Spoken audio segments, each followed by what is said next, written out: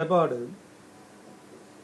8 തവണ UDF കുത്തകയാക്കിയിരുന്ന നിലമ്പൂർ മണ്ഡലം ചെറിയ ഇടവേളയ്ക്ക് ശേഷം അവർ തിരിച്ചെടുത്തിട്ടുണ്ടെങ്കിലും UDF വിജയമായിട്ട് ഇത് കണക്കാക്കാൻ സാധ്യമല്ല. മറിച്ച് LDF വോട്ട് ഗണ്യമായിട്ട് കുറയുകയുണ്ടായി. അതോടൊപ്പം തന്നെ അതിതീവ്രവാദ സംഘടനയായ ജമാഅത്ത് ഇസ്ലാമിയുടെ വോട്ട് കോൺഗ്രസിനും UDFനും ലഭിച്ചതുകൊണ്ട് മാത്രമാണ് ആര്യാടൻ ഷൗക്കത്തിന് UDFന് നിലമ്പൂരിൽ വിജയിക്കാൻ സാധിച്ചത്. അതുകൊണ്ട് നിലമ്പൂരിൽ ഉണ്ടായത് UDFന്റെ വിജയമല്ല, LDFന്റെ പരാജയമാണ്. ജമാഅത്തെ ഇസ്ലാമിയുടെ തീവ്രവാദ സംഘടനയായിട്ടുള്ള ജമാഅത്തെ ഇസ്ലാമിയുടെ വിജയമായിട്ട് വേണം കണക്കാക്കാൻ.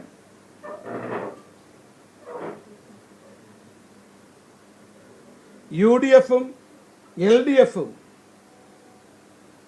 മത തീവ്രവാദ സംഘടനകളുമായിട്ട് പരസ്യമായിട്ട് സഖ്യമുണ്ടാക്കി.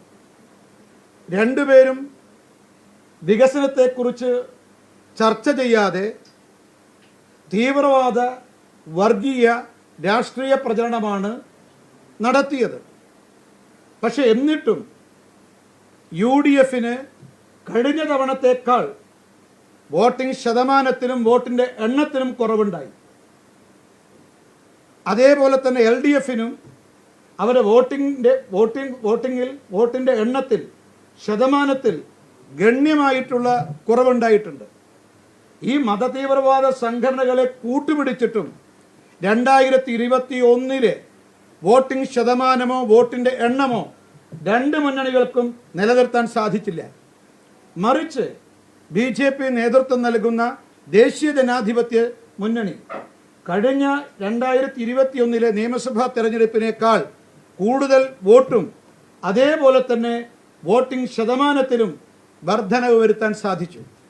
നിലമ്പൂർ നിയമസഭാ ഉപതെരഞ്ഞെടുപ്പിൽ LDFനും UDFനും കഴിഞ്ഞ നിയമസഭാ തെരഞ്ഞെടുപ്പിൽ ലഭിച്ചതിനേക്കാൾ വോട്ടിൻ്റെ എണ്ണത്തിലും വോട്ടിംഗ് ശതമാനത്തിലും കുറവുണ്ടായ സമയത്ത് വോട്ടിൻ്റെ എണ്ണത്തിലും വോട്ടിംഗ് ശതമാനത്തിലും വർധനവ് വരുത്തിയിട്ടുള്ള ഏക രാഷ്ട്രീയ പാർട്ടി ഭാരതീയ ജനതാ പാർട്ടിയും BJP നേതൃത്വം നൽകുന്ന ദേശീയ ജനാധിപത്യ മുന്നണിയുമാണ്. മറ്റൊന്ന്, ഏതാണ്ട് UDFന് കഴിഞ്ഞ തവണത്തേക്കാൾ 2021 നിയമസഭാ തെരഞ്ഞെടുപ്പിനേക്കാൾ 1440 വോട്ട്, ഇപ്പം കിട്ടിയ കണക്കനുസരിച്ചാണ് ഞാൻ പറയുന്നത്, വോട്ട് കുറവാണ്. സ്വാഭാവികമായി ശതമാനത്തിലും കുറവുണ്ട്. LDFന് 15,065 വോട്ടിൻ്റെ കുറവ് ഇപ്പോൾ കാണുന്നുണ്ട്. സ്വാഭാവികമായിട്ടും ഈ കുറവ് കുറച്ചുകൂടി വർദ്ധിക്കാനാണ് സാധ്യത എന്നാണ് ഞാൻ മനസ്സിലാക്കുന്നത്. മാത്രമല്ല നമ്മൾ നോക്കേണ്ടതുണ്ട്, അവിടെ LDFന്റെ പ്രചരണത്തിന് വേണ്ടി മുഖ്യമന്ത്രി വന്നു, MP-മാർ MLA-മാർ കേരളം മുഴുവനുള്ള നേതാക്കന്മാർ ബൂത്ത് അടിസ്ഥാനത്തിൽ യാത്ര ചെയ്തു, വർഗീയത പ്രചരിപ്പിച്ചു. നായരെ വീട്ടിൽ നായർ, ഈഴവന്റെ വീട്ടിൽ ഈഴവൻ. ഈ തരത്തിൽ തനി ജാതീയതയും വർഗീയതയും മതവുമാണ് LDFും UDFും അവിടെ ചർച്ചയാക്കി മാറ്റിയത്. അവരുടെ പ്രചരണ തന്ത്രം അതായിരുന്നു. പ്രിയങ്ക ഗാന്ധി വന്നു, കോൺഗ്രസിൻ്റെ UDFൻ്റെയും MLA-മാർ MP-മാർ മുഴുവൻ തന്നെ 19 ദിവസം ക്യാമ്പ് ചെയ്ത് എന്നിട്ട് പ്രവർത്തിച്ചു. എന്നിട്ടും അവിടെ വോട്ടിൻ്റെ എണ്ണത്തിലോ അല്ലെങ്കിൽ ശതമാനത്തിലോ വർധന വരുത്തിയില്ല. മാത്രമല്ല 2021 ജമാഅത്ത് ഇസ്ലാമി UDFൻ്റെ കൂടെ ഉണ്ടായിരുന്നില്ല, PDP LDFൻ്റെ കൂടെ ഉണ്ടായിരുന്നില്ല. ഇത്തവണ ഈ വോട്ടൊക്കെ ചേർന്നിട്ടുണ്ട്. എന്നിട്ടും അവർക്ക് നിലനിർത്താൻ കഴിഞ്ഞില്ലെങ്കിൽ LDFൻ്റെയും UDFൻ്റെയും ജനപിന്തുണ കുറഞ്ഞു എന്നുള്ളതാണ് മനസ്സിലാക്കേണ്ടത്. ഇത് ഭാവി കേരളത്തിൽ LDFനും UDFനും ജനപിന്തുണ കുറയുന്നു എന്നുള്ളതിൻ്റെ ഒരു സന്ദേശമാണ് നിലമ്പൂരിലെ ജനങ്ങൾ നൽകുന്നത്. മാത്രമല്ല ഇവരുടെ എല്ലാ പ്രചണ്ഡമായ പ്രചരണം, അതുപോലെ തന്നെ LDFൻ്റെ ഭരണ ദുർവിനിയോഗം, UDFൻ്റെ കോടികളുടെ പണമൊഴുക്കൽ, ഇതിനെയൊക്കെ അതിജീവിച്ചുകൊണ്ടാണ് വികസനത്തിൻ്റെ രാഷ്ട്രീയം നിലമ്പൂരിൽ ജനങ്ങളുടെ മുന്നിൽ അവതരിപ്പിച്ചത് വികസനത്തിൻ്റെ രാഷ്ട്രീയമാണ്. ആ വികസനത്തിൻ്റെ രാഷ്ട്രീയത്തെ ജനങ്ങൾ സ്വീകരിക്കാൻ തയ്യാറായി. അതാണ് ഈ തെരഞ്ഞെടുപ്പ് ഈ ഫലത്തിൽ നമുക്ക് ഈ വിധി എഴുത്തിൽ നമുക്ക് മനസ്സിലാക്കാൻ സാധിക്കുന്നത്. അതുകൊണ്ട് ഞങ്ങളെ സംബന്ധിച്ച് ഞങ്ങൾ കാണുന്നത് ഇനി ത്രിതല പഞ്ചായത്ത് തെരഞ്ഞെടുപ്പിലും നിയമസഭാ തെരഞ്ഞെടുപ്പിലും LDF ആവട്ടെ UDF ആവട്ടെ ഈ മത തീവ്രവാദികളുമായുള്ള മതഭീകരവാദികളുമായുള്ള ഇവിടെ ബന്ധം ഒരുപക്ഷെ ആവർത്തിക്കും. പക്ഷെ ഞങ്ങൾ ഈ കോൺഗ്രസിൻ്റെയും മാർക്സിസ്റ്റ് പാർട്ടിയുടെയും പാക് തീവ്രവാദ സംഘടനകളുമായുള്ള ബന്ധം അതിനെതിരായിട്ട് കേരളത്തിലെ ജനങ്ങൾക്കിടയിൽ മാത്രമല്ല ഇന്ത്യയിൽ മുഴുവൻ തന്നെ ഞങ്ങൾ പ്രചരണം നടത്താൻ വേണ്ടി പോവുകയാണ്. കോൺഗ്രസ് പഹൽഗാമിന് ശേഷം ഓപ്പറേഷൻ സിന്ദൂറിന് ശേഷമാണ് നിലമ്പൂരിൽ തെരഞ്ഞെടുപ്പ് നടക്കുന്നത്. പഹൽഗാം കൂട്ടക്കൊലയെ അപലപിക്കാത്ത, ഓപ്പറേഷൻ സിന്ദൂറിനെ അനുകൂലിക്കാത്ത രണ്ട് സംഘടനകളാണ് ജമാഅത്ത് ഇസ്ലാമിയും PDPയും. ഈ കാരണം അവരുടെ പാക് വിധേയത്വമാണ്. ആ രണ്ട് സംഘടനകളെയുമാണ് ഒരു കേവലം 7 മാസത്തെ MLAക്ക് വേണ്ടിയിട്ട് കോൺഗ്രസ് കൂട്ടുപിടിച്ചത്, മാർക്സിസ്റ്റ് പാർട്ടി കൂട്ടുപിടിച്ചത്. ഇതിനെതിരായിട്ട് രാഷ്ട്രീയ കേരളം പ്രതികരിക്കും, പ്രതിഷേധിക്കുമെന്ന കാര്യത്തിൽ യാതൊരു സംശയവുമില്ല. ഞങ്ങൾ ഈ നിലമ്പൂരിലെ ജനവിധിയുടെ അടിസ്ഥാനത്തിൽ LDFനും UDFനും എതിരായിട്ടുള്ള തീവ്രവാദ സംഘടനകളുടെ അവർ കൂട്ടുകൂടിയതിനെതിരായിട്ട് വികസനത്തെ എല്ലാ അർത്ഥത്തിനും വിസ്മരിക്കുന്ന വികസന വിരുദ്ധത ഞങ്ങൾ ഈ രണ്ട് മുന്നണികളെയും വികസന വിരുദ്ധത ഞങ്ങൾ ജനങ്ങളെ മുന്നിൽ അവതരിപ്പിക്കാൻ ത്രിതല പഞ്ചായത്ത് തെരഞ്ഞെടുപ്പിലും നിയമസഭാ തെരഞ്ഞെടുപ്പിലും അവതരിപ്പിക്കാനുള്ള പ്രേരണയും പ്രചോദനവും നിലമ്പൂരിലെ ഉപതെരഞ്ഞെടുപ്പിലൂടെ BJPക്കും NDAക്കും ലഭിക്കുന്നുണ്ട്. അതുകൊണ്ട് BJPയുടെയും NDAയുടെയും ഈ വികസനത്തിൻ്റെ രാഷ്ട്രീയത്തിന്, ദേശീയതയുടെ രാഷ്ട്രീയത്തിന് അംഗീകാരം ലഭിച്ചിരിക്കുകയാണ്. ഇത് ത്രിതല പഞ്ചായത്ത് തെരഞ്ഞെടുപ്പിലും അതുപോലെ ഞാൻ നേരെ സൂചിപ്പിച്ചതുപോലെ ഈ നിയമസഭാ തെരഞ്ഞെടുപ്പിലും അത് ഞങ്ങൾക്ക് കൂടുതൽ വിജയം കരസ്ഥമാക്കാനുള്ള പ്രേരണയായി, പ്രചോദനമായിട്ട്, അടിത്തറയായിട്ട് ഇത് മാറും എന്ന കാര്യത്തിൽ യാതൊരു സംശയവുമില്ല. പിന്നെ മറ്റൊരു വിലയിരുത്തൽ നിങ്ങൾ നോക്കേണ്ടത്, ഇപ്പോൾ കഴിഞ്ഞ 2021 BJPയും NDAയും നിലമ്പൂരിൽ കേരളത്തിലെല്ലായിടത്തും രണ്ട് മുന്നണികൾക്കും എതിരായിട്ടാണ് ഞങ്ങൾ പ്രചരണം നടത്തിയത്. അവരുടെ വികസന വിരുദ്ധത, ജനാധിപത്യ വിരുദ്ധത, രണ്ട് മുന്നണികളിൽ തീവട്ടിക്കൊള്ള, ഇതിനൊക്കെ എതിരായിട്ട് ഞങ്ങൾ പ്രചരണം നടത്തി. നിലമ്പൂരിലും പ്രചരണം നടത്തി. LDFനും എതിരായിട്ട് UDFനും എതിരായിട്ടുള്ള ഒരു ജനവിധിയാണ് ഞങ്ങൾക്ക് കിട്ടിയിട്ടുള്ള ആ വോട്ട്. പക്ഷേ ഇപ്രാവശ്യം നിലമ്പൂരിൽ LDFനും UDFനും എതിരായിട്ട് പ്രചരണം നടത്താൻ, മത്സരിക്കാൻ, പ്രചരണം നടത്താൻ രണ്ട് സ്ഥാനാർത്ഥികളുണ്ടായി. ഒന്ന് NDAയുടെ സ്ഥാനാർത്ഥി, രണ്ടവിടെ നിലമ്പൂരിലെ ഈ കഴിഞ്ഞ 21 വിജയിച്ച അൻവർ ഉണ്ടായിരുന്നു. ഈ രണ്ടുപേരും ആർക്കെതിരായിട്ടാണ്? രണ്ടുപേരും LDFനും UDFനും എതിരായിട്ടാണ് അവിടെ പ്രതികരിച്ചത്, പ്രചരണം നടത്തിയത്, എല്ലാം നടത്തിയത്. അപ്പോൾ LDFനും UDFനും എതിരായിട്ട് 2021 NDA കിട്ടിയ വോട്ട് മാത്രമാണ് ഉണ്ടായതെങ്കിൽ LDFനും UDFനും എതിരായിട്ട് ഇത്തവണ ഏതാണ്ട് 20% ആളുകൾ വോട്ട് ചെയ്തിട്ടുണ്ട്. അൻവറും NDAയും ഒരേ മുന്നണിയിലല്ല മത്സരിച്ചത്, സത്യം. ഞങ്ങൾ തമ്മിൽ യാതൊരു യോജിപ്പും ഉണ്ടായിരുന്നില്ല. പക്ഷേ ഈ രണ്ട് വോട്ടും എന്ന് പറയുന്നത് UDFനെതിരായുള്ള വോട്ടാണ്, LDFനെതിരായിട്ടുള്ള വോട്ടാണ്. ഒരു 30,000 ആളുകൾ രണ്ട് മുന്നണികൾക്കും എതിരായി വോട്ട് ചെയ്തിട്ടുണ്ട്. ഏതാണ്ട് 20% ആളുകൾ രണ്ട് മുന്നണികൾക്കും എതിരായി വോട്ട് ചെയ്തിട്ടുണ്ട്. അപ്പോൾ രണ്ട് മുന്നണികൾക്കും ഇപ്പം അൻവർ ഞങ്ങൾ VD സതീശനെയും ബഹുമാനപ്പെട്ട മുഖ്യമന്ത്രിയെയും പ്രതിപക്ഷ നേതാവിനെയും ഞങ്ങൾ ഒരേ മുന്നണിയിലെ ഘടകകക്ഷിയായിട്ടാണ് കണ്ടത്. മുഖ്യമന്ത്രിക്ക് ജനരോഷം, മുഖ്യമന്ത്രിക്കെതിരെ ഉയർന്നു വരുന്ന ജനരോഷത്തെ തടയാനുള്ള കവചമാണ് VD സതീശൻ. ഇതാണ് ഞങ്ങൾ ആരോപണം. പക്ഷേ ഇതേപോലെ തന്നെയാണ് അൻവർ പറഞ്ഞത്. പിണറായിസം 75% പിണറായിയാണ് VD സതീശൻ എന്നാണ്.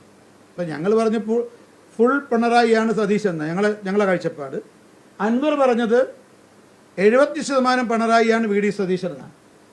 അതിനർത്ഥം രണ്ടുപേർക്കെതിരായിട്ടാണ് ഞങ്ങൾ രണ്ടുപേരുടെയും പ്രചരണം. വ്യത്യസ്ത രീതിയിലായിരിക്കാം, ഞങ്ങൾ തമ്മിൽ യോജിപ്പുണ്ടായിട്ടുണ്ടാവില്ല. പക്ഷേ എൽ ഡി എഫിനും യു ഡി എഫിനും ഞങ്ങളുടെ രണ്ടുപേരുടെയും വോട്ട് എൽ ഡി എഫിനും യു ഡി എഫിനും എതിരായ വോട്ടാണ്. ഇപ്പോൾ കേരളത്തിൽ ഒരു 20%-ലധികം ആളുകൾ ഇരു മുന്നണികൾക്കും വിധി എഴുതാൻ തയ്യാറാകുന്നു. നേരത്തെ ഇത് ഒരു 4% ഇന്നത് 20%-ലധികം ആയി ഉയർന്നിരിക്കുന്നു. അപ്പോൾ എൽ ഡി എഫിൻ്റെയും യു ഡി എഫിൻ്റെയും കൗണ്ട് ഡൗൺ നിലമ്പൂരിലൂടെ ആരംഭിച്ചു എന്നുള്ളതാണ് ഞാൻ മനസ്സിലാക്കാൻ സാധിക്കുന്നത്. ഏതായാലും ത്രിതല പഞ്ചായത്ത് തെരഞ്ഞെടുപ്പിലും വരാനിരിക്കുന്ന നിയമസഭാ തെരഞ്ഞെടുപ്പിലും ഈ വികസനത്തിൻ്റെ രാഷ്ട്രീയം മലയാളികൾക്ക് മുന്നിൽ വീണ്ടും അവതരിപ്പിച്ചുകൊണ്ട് ഞങ്ങൾ ജനവിധി തേടും. ജനങ്ങൾ NDAയെ രണ്ട് കൈയും നീട്ടി സ്വീകരിക്കാൻ തയ്യാറാകും എന്നുള്ളതാണ് ഞങ്ങൾക്ക് ഈ അവസരത്തിൽ ഈ പ്രാഥമികമായ വിലയിരുത്തലിലൂടെ പറയാൻ സാധിക്കുന്നത്. അതെ, 100 വോട്ടിൽ മാത്രമാണ് വർദ്ധിപ്പിച്ചത്. അതായത് കേരളത്തിൽ വലിയ വളർച്ചയിലേക്ക് പോകുന്നു പറയുമ്പോൾ നിലമ്പൂരിൽ അല്ല, ഇപ്പൊ കിട്ടിയിരിക്കുന്ന 7750 വോട്ടാണ്. അതെത്ര നിങ്ങൾ കണക്കാക്കിയാൽ മതി. 100ആണോ? അല്ല, വർദ്ധിച്ചു എന്നുള്ള കണക്കല്ലേ. അല്ല, ഞാൻ പറഞ്ഞിട്ടുള്ളത് വോട്ടിന്റെ വർധനവുണ്ടാക്കാൻ സാധിച്ചത്, വോട്ടിംഗ് ശതമാനത്തിൽ വർധനവുണ്ടാക്കാൻ സാധിച്ചത് ഞങ്ങൾ മാത്രം. ഇത്രയും ഈ രണ്ട് മുന്നണികൾക്കും, കേരളത്തിലെ മുഖ്യ പ്രതിപക്ഷം, മുഖ്യ ഭരണകക്ഷി, ഇവർക്കൊന്നും വോട്ടിൻ്റെ എണ്ണത്തിൽ വർധനവുണ്ടാക്കാൻ സാധിച്ചില്ല എന്ന് മാത്രമല്ല, ഗണ്യമായ കുറച്ചിലുണ്ടായി, കുറവുണ്ടായി. മാത്രമല്ല, മതതീവ്രവാദ സംഘടനയായ ജമാഅത്ത് ഇസ്ലാമി UDF-നോടൊപ്പം ചേർന്നു, PDP LDF-നോടൊപ്പം ചേർന്നു. എന്നിട്ടും വോട്ടിംഗ് ശതമാനത്തിലും വോട്ടിങ്ങിൻ്റെ എണ്ണത്തിലും വർധനവുണ്ടാക്കാൻ സാധിച്ചില്ല. ഇരു മുന്നണികൾക്കെതിരായ ജനവിധിയല്ലേ ഇത്?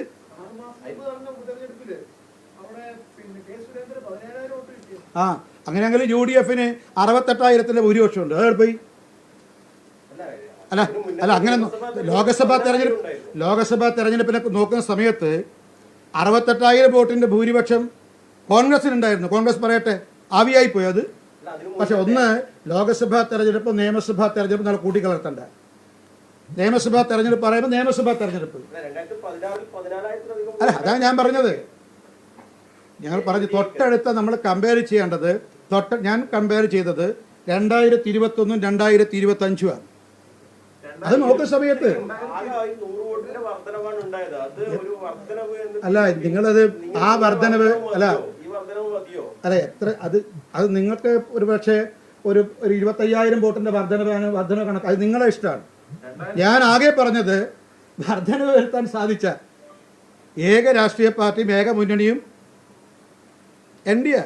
ഞാൻ ചോദിച്ചു, ഇത്രയധികം കോടികൾ ചെലവഴിച്ചിട്ടും ഭരണം ദുരുപയോഗം ചെയ്തിട്ടും ജാതിയും മതവും എല്ലാം ചേർന്നിട്ടും ഞങ്ങളെ സംബന്ധിച്ച് ഞങ്ങൾ NDA അതിൽ യാതൊരു ഘടകകക്ഷികളിൽ മാറ്റമൊന്നും വരുത്തിയിട്ടില്ല.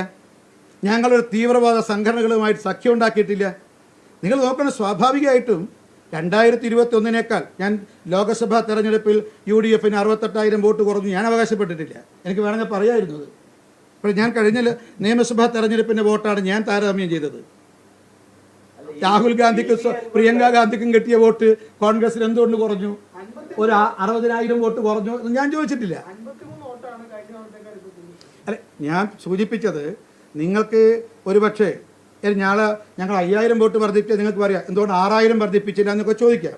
ഞാൻ പറഞ്ഞിരിക്കുന്നത് എൻ്റെ അവകാശവാദം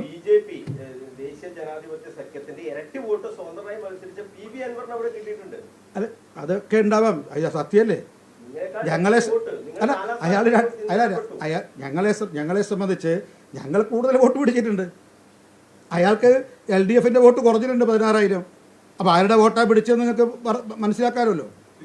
പക്ഷെ ഞാൻ പറഞ്ഞത് ഒന്ന്, LDF-ന് അവരെ വോട്ട് നിലനിർത്താൻ കഴിഞ്ഞില്ല, അവരെ വോട്ട് ചോർച്ചയുണ്ടായി. ഞങ്ങൾ ആദ്യമേ പറഞ്ഞിരുന്നു UDF-ലും വോട്ട് ചോർച്ചയുണ്ടാവും, LDF-ലും വോട്ട് ചോർച്ചയുണ്ടാവും. ഞങ്ങൾക്ക് വോട്ട് കൂടും, ഞങ്ങൾ കൂടി, അവർ വോട്ട് ചോർച്ചയുണ്ടായി. ഞങ്ങൾ വിലയിരുത്തലാണ് ഇവിടെ ഈ വിധിയെഴുത്തിലൂടെ ശരിവെച്ചത്.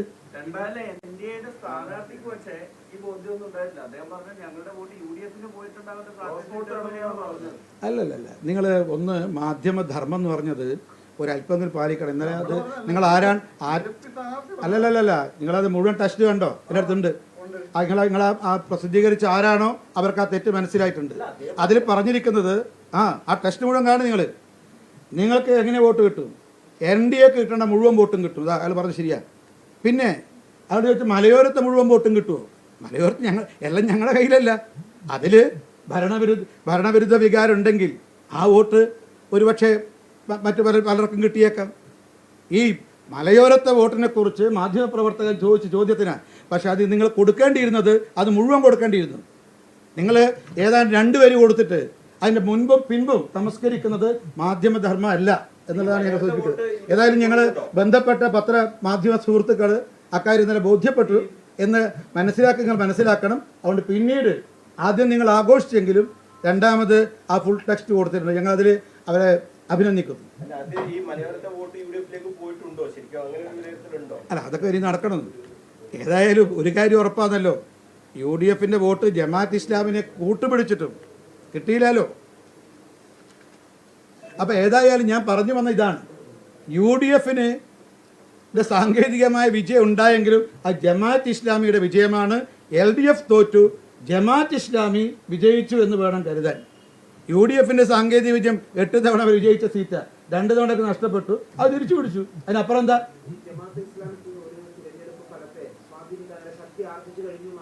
അല്ല, സ്വാഭാവികമായിട്ട് എത്ര വോട്ട് എന്നുള്ളത് ഇവർ കണക്കാക്കേണ്ടതാണ്. എത്ര വോട്ട് എന്നുള്ളത് നമുക്ക് കണ്ടുപിടിക്കാൻ കഴിയില്ല. എന്തായാലും ജമാഅത്ത് ഇസ്ലാമി രാജ്യദ്രോഹ സംഘടനയാണെന്ന് ഹൈക്കോടതിയിൽ അഫിഡവിറ്റ് കൊടുത്തത് VD സതീശന്റെ മുൻഗാമിയായിട്ടുള്ള ശ്രീമാൻ ഉമ്മൻചാണ്ടിയാണ്. രാജ്യദ്രോഹ ദേശവിരുദ്ധ സംഘടനയാണ് ജമാഅത്ത് ഇസ്ലാമി എന്ന് ഹൈക്കോടതിയിൽ അഫിഡവിറ്റ് കൊടുത്തത് അന്നത്തെ ആഭ്യന്തരമന്ത്രിയായിരുന്ന രമേശ് ചെന്നിത്തലയാണ്. ആ രമേശ് ചെന്നിത്തലയാണ് ഇപ്പം പറയുന്നത് ഇവർ രണ്ടുപേരും ജനാധിപത്യ സംഘടനയാണ്, മനുഷ്യസ്നേഹ സംഘടനയാണെന്ന് പറയുന്നത്. ജമാഅത്ത് ഇസ്ലാമി അവരുടെ നിലപാടിൽ ഒരു മാറ്റം വരുത്തിയതായിട്ട് അവരുടെ നേതാക്കൾ അവകാശപ്പെട്ടിട്ടില്ല. പക്ഷേ ഈ പഹൽഗാം കൂട്ടക്കൊലയെ അപലപിക്കാത്ത, ഓപ്പറേഷൻ സിന്ദൂറിനെ അനുകൂലിക്കാത്ത 2 സംഘടനകളെ കോൺഗ്രസും മാർക്സിസ്റ്റ് പാർട്ടിയും രാഷ്ട്രീയ സഖ്യം ഉണ്ടാക്കുക എന്നുള്ളത് ഒരു 7 മാസത്തെ MLAക്ക് വേണ്ടിയിട്ട് ഏത് ഭീകരവാദികളുമായി അവർ സഖ്യത്തിൽ ഏർപ്പെടുമെന്നതിൻ്റെ സൂചനയാണ്. ഇതാണ് ഞങ്ങൾ കേരളത്തിലെ ജനങ്ങളെ മുന്നിൽ അവതരിപ്പിക്കുന്നത്. അതുകൊണ്ട് കോൺഗ്രസ് VD സതീശൻ പറയേണ്ടത് ഇത് ജമാഅത്ത് ഇസ്ലാമിയുടെ വിജയമാണ്, സതീശന്റെയോ UDFന്റെയോ കോൺഗ്രസിന്റെയോ വിജയമല്ല, ഇടതുപക്ഷത്തിന്റെ പരാജയമാണ്. എനിക്കറിയാം, അതിനെക്കുറിച്ച് എനിക്കറിയില്ല. ഞാൻ എൻ്റെ ഭാഗമാണ് ഇപ്പോൾ പറയുന്നത്, ഞാനത് കേട്ടിട്ടില്ല. ഈ 100 സീറ്റുമായി അടുത്ത തവണ അധികാരത്തിൽ വരും എന്നാണ് ഇതിന് ശേഷം VD സതീശൻ പ്രതികരിച്ചിട്ടുള്ളത്. അല്ല, അത് കാണാൻ പോകുന്ന പൂരാണല്ലോ, പറഞ്ഞറിയിക്കണം. ഞങ്ങളുടെ കാഴ്ചപ്പാട് ഇന്ത്യയിലെ മിക്ക സംസ്ഥാനങ്ങളും തിരസ്കരിച്ച 2 രാഷ്ട്രീയ പാർട്ടിയാണ്, ഒന്ന് കോൺഗ്രസും മാർക്സിസ്റ്റ് പാർട്ടി. ഈ 2 പാർട്ടി ഇന്ത്യയിലെ ബഹുഭൂരിപക്ഷ സംസ്ഥാനങ്ങൾ തിരസ്കരിച്ച ഈ 2 രാഷ്ട്രീയ പാർട്ടികൾ ഡംപ് ചെയ്തിരിക്കുന്ന ഏക സംസ്ഥാനം കേരളമാണ്. അവിടെ ഞങ്ങളെ സംബന്ധിച്ച് ഈ ഒരു രാഷ്ട്രീയ എന്താ പറയുക ഞാൻ ഉപയോഗിക്കാൻ പാടുണ്ടോ എന്ന് എനിക്കറിയില്ല, ഒരർത്ഥത്തിൽ രാഷ്ട്രീയ മാലിന്യങ്ങൾ എന്ന് വേണമെങ്കിൽ പറയാം.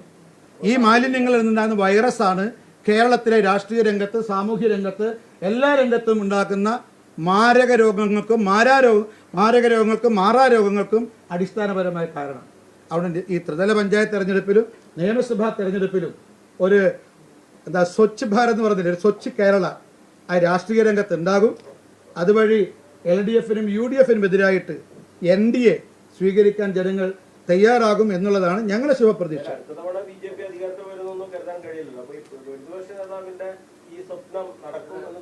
ഒരിക്കലും നടക്കാൻ വേണ്ടി പോകുന്നില്ല.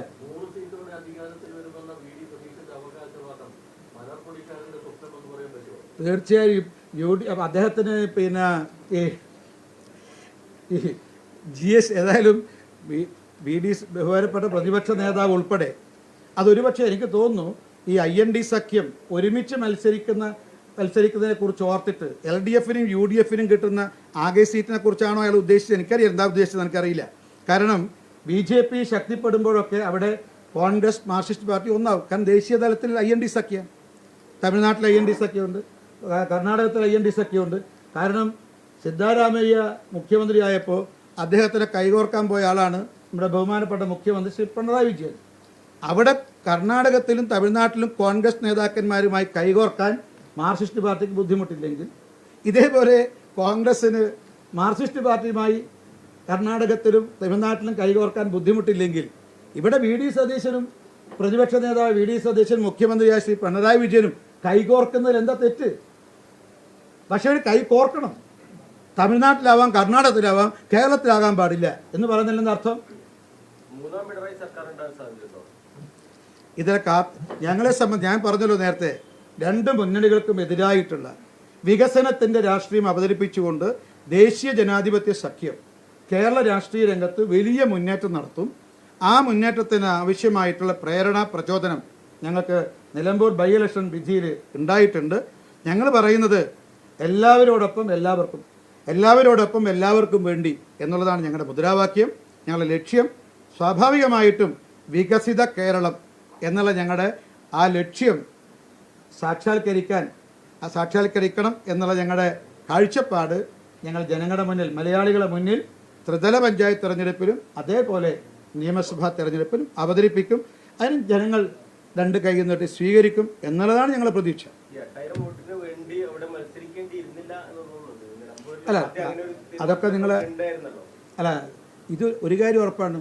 ഞങ്ങളെ സംബന്ധിച്ച് ഞങ്ങൾ ഇപ്പോൾ പറയുന്നു, ഈ 7 മാസത്തേക്ക് ഒരു തെരഞ്ഞെടുപ്പ് അനാവശ്യമായിരുന്നു, ജനങ്ങളെ തലയിൽ അടിച്ചേൽപ്പിച്ചതാണ്.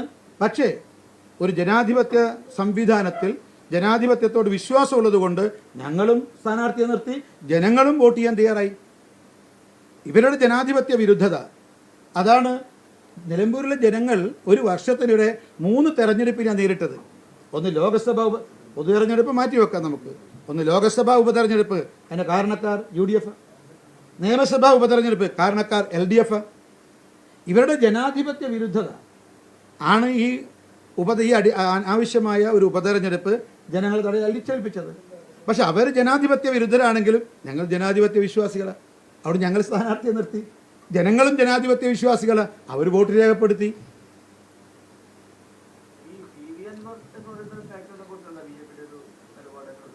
അല്ല, ഞങ്ങൾക്ക് അങ്ങനെ പ്രത്യേകിച്ച് അൻവർ എന്നുള്ളത് ഒരു വ്യക്തിപരമായിട്ടുള്ളതാണ്. ഞങ്ങൾ അതിനെക്കുറിച്ച് പരാമർശിക്കാൻ ആഗ്രഹിക്കുന്നില്ല. അതൊരു ആ നിലമ്പൂരിൽ മാത്രം ഒതുങ്ങുന്ന ഒരു പ്രതിഭാസം. ഞങ്ങൾ അതിനെക്കുറിച്ച് പറഞ്ഞത് രണ്ടുപേരുടെയും പ്രചരണം ആൻറ്റി LDF ആൻറ്റി UDF ആയിരുന്നു.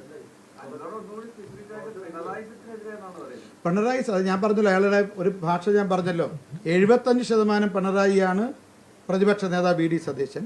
അതിൽ ഞങ്ങളുടെ ഒരു അഭിപ്രായ വ്യത്യാസം 100% പിണറായിയാണ് VD സതീശൻ. ആ ചെറിയ വ്യത്യാസമുണ്ട്. എന്നാലും 2 ദിവസത്തിനെതിരായിട്ടാണ് അയാൾ പ്രചാരണം നടത്തിയത്. ശരിയാണല്ലോ, എനിക്കല്ല, മാധ്യമങ്ങളിൽ നിങ്ങൾ കണ്ടതാണ്.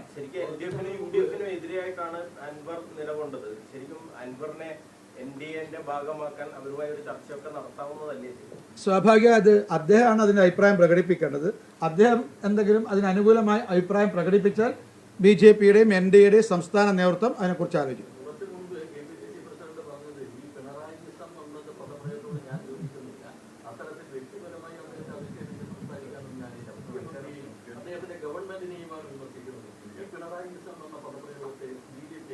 അല്ല, ഞാൻ മനസ്സിലാക്കുന്ന ഞങ്ങൾ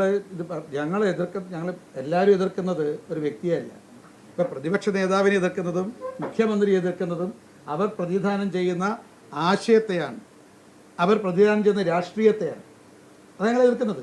അതിന് എന്ത് പേര് കൊടുക്കാൻ വേണമെങ്കിൽ, പിന്നെ സതീശനിസെന്നോ പിണറായിസെന്നോ എന്ത് പേര് കൊടുത്താലും അവർ ഉയർത്തിപ്പിടിക്കുന്ന ജനവിരുദ്ധ, ജനാധിപത്യ വിരുദ്ധ, ദേശവിരുദ്ധ, വികസന വിരുദ്ധ രാഷ്ട്രീയമുണ്ടല്ലോ, ആ രാഷ്ട്രീയത്തെയാണ് ഞങ്ങൾ എതിർക്കുന്നത്. അതായത് ശ്രീമാൻ പിണറായി വിജയൻ ആയാലും ശരി, ശ്രീമാൻ VD സതീശനായാലും ശരി, അവർ ദേശവിരുദ്ധതയുടെ പ്രതീകമാണ്, ജനവിരുദ്ധതയുടെയും ജനാധിപത്യ വിരുദ്ധതയുടെയും പ്രതീകമാണ്, വികസന വിരുദ്ധതയുടെ പ്രതീകമാണ്. അതിനെയാണ് ഞങ്ങൾ എതിർക്കുന്നത്. ഞങ്ങൾ ദേശീയയുടെ പക്ഷത്ത്, ഞങ്ങൾ വികസനത്തിൻ്റെ പക്ഷത്ത്, ഞങ്ങൾ ജനാധിപത്യത്തിൻ്റെ പക്ഷത്ത്. അത് 11 കൊല്ലം ജനങ്ങൾക്ക് മനസ്സിലായതാണ് ശ്രീ നരേന്ദ്രമോദിയുടെ ഭരണത്തിൽ.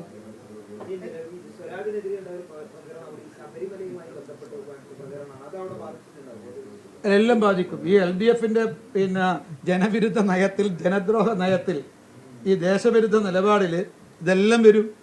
സ്വാഭാവികമല്ലേ? അത് ഒഴിച്ചു നിർത്തി ബാക്കിയൊക്കെ വന്നു, ഇത് വന്നില്ല എന്ന് പറയാൻ സാധ്യമല്ലല്ലോ. എല്ലാം വന്നിട്ടുണ്ടാകാം.